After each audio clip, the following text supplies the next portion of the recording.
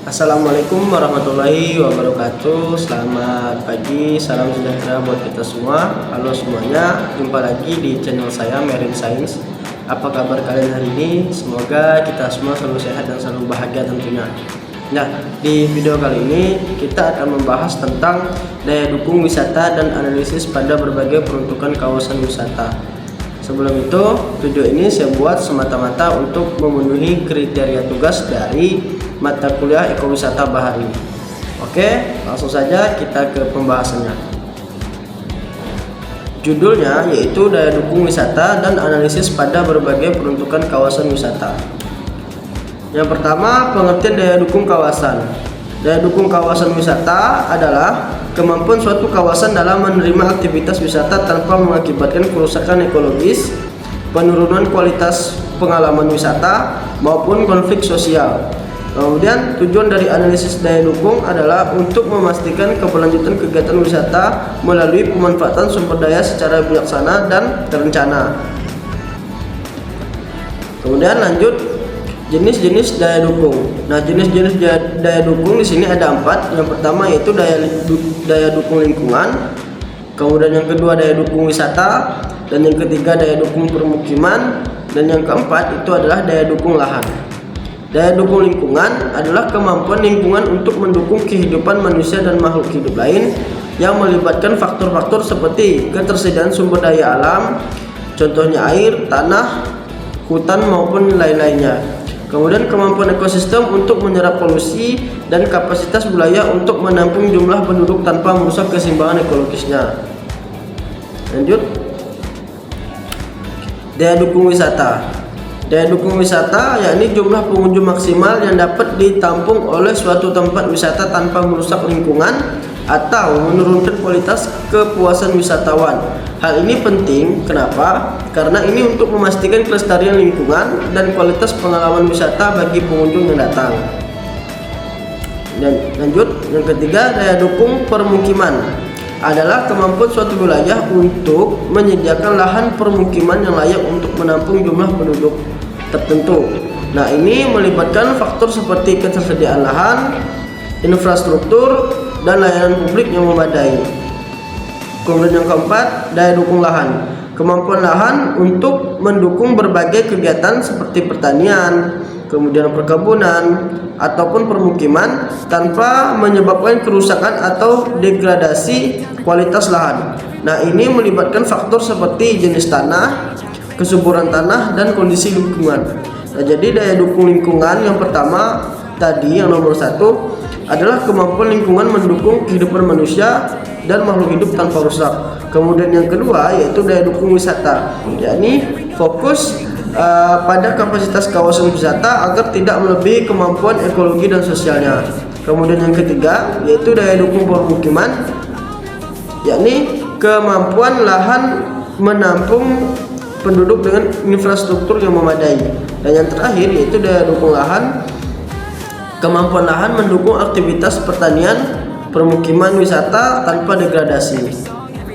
Lanjut, pentingnya daya dukung. Nah, ada 4 juga di sini pentingnya daya dukung. Yang pertama yaitu pembangunan berkelanjutan.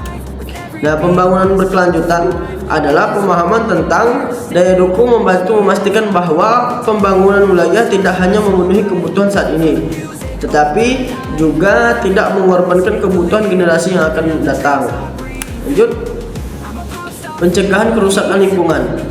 Pencegahan kerusakan lingkungan yakni daya dukung membantu mengidentifikasi batas-batas pemanfaatan sumber daya alam dan lingkungan agar tidak terjadi overeksploitasi atau kerusakan lingkungan. Dan yang ketiga, peningkatan kualitas hidup. Dengan memahami daya dukung, wilayah dapat dirancang dan dikelola dengan lebih baik. Untuk apa? Untuk memenuhi kebutuhan penduduk dan meningkatkan kualitas hidup mereka. Yang keempat, perencanaan ruang yang terukur. Daya dukung menjadi dasar penting dalam perencanaan ruang wilayah, yakni membantu memastikan bahwa pembangunan wilayah terintegrasi dengan kemampuan lingkungan dan sumber daya alam. Nah, analisis berbagai peruntukan kawasan wisata. Di sini ada 11. Yang pertama yaitu daya tarik wisata. Daya tarik wisata di sini mengidentifikasi potensi apa yang bisa menjadi daya tarik wisata yang akan dibuat. Jadi mengidentifikasi potensi daya tarik wisata yang ada di kawasan seperti keindahan alamnya, kemudian sejarahnya, budaya atau kegiatan rekreasinya.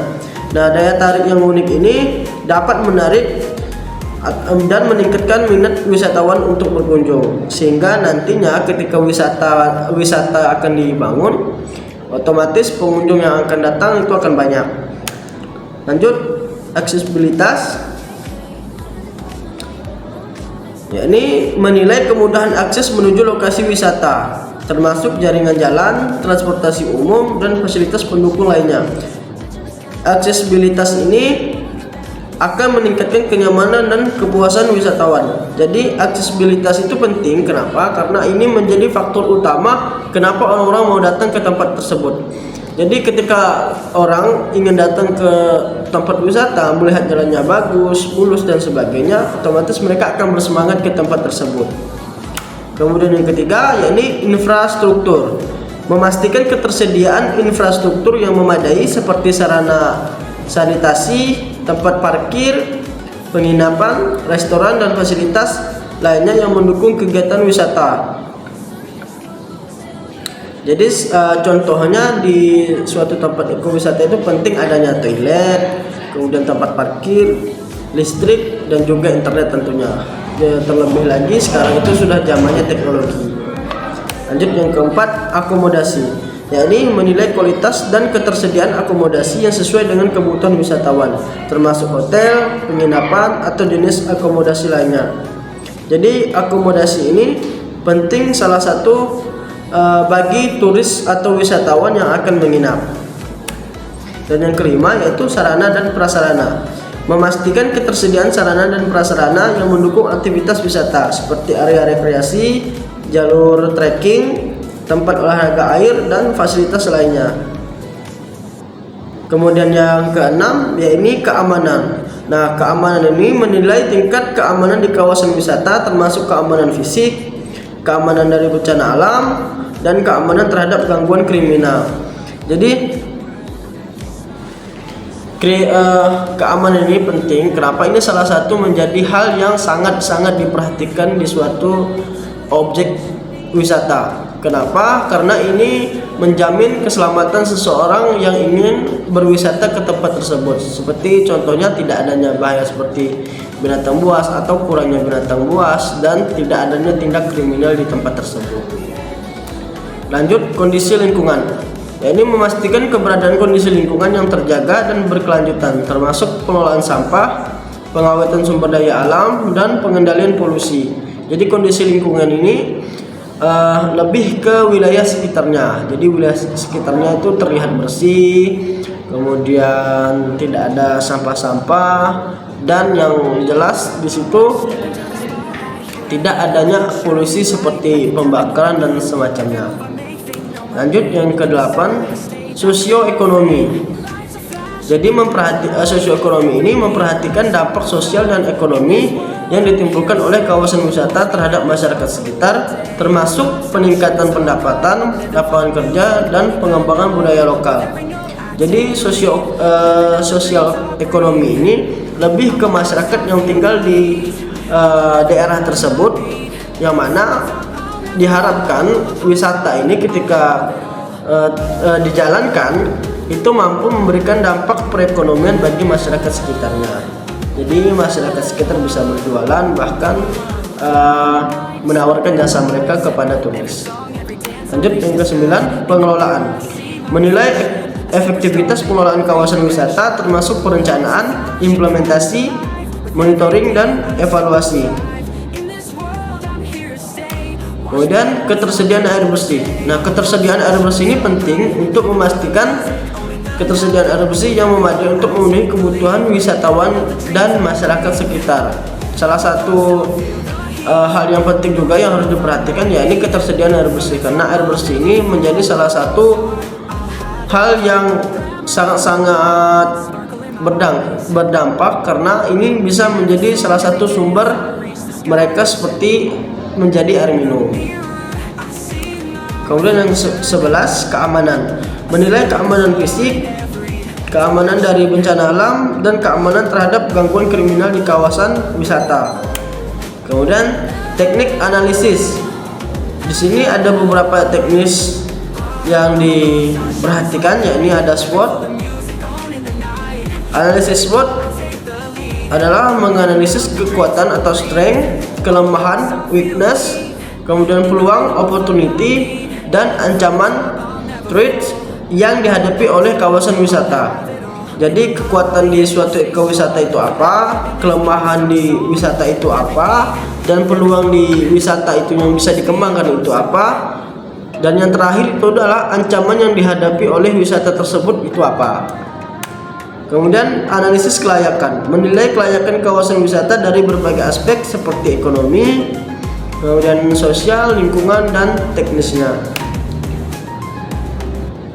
Kemudian analisis indeks kesesuaian lahan.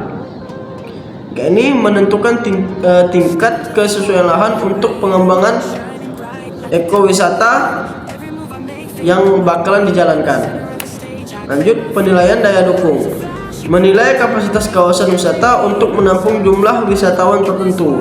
Jadi sebelum wisata itu dibuat, terlebih dahulu kita memikirkan berapa banyak daya tampung yang bisa ditampung di wisata tersebut.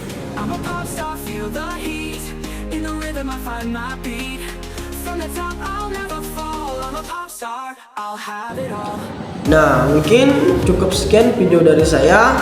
Semoga video ini bermanfaat untuk kita semua. Buat kalian jangan lupa like, komen, dan subscribe video ini jika kalian suka. Saya Muhammad Ehsan, pamit undur diri. Wabillahi taufiq wal hidayah. Wassalamualaikum warahmatullahi wabarakatuh. With every beat I start to thrive. In this world I'm here to stay. Watch me as I rule the day. I'm a pop star shining so bright.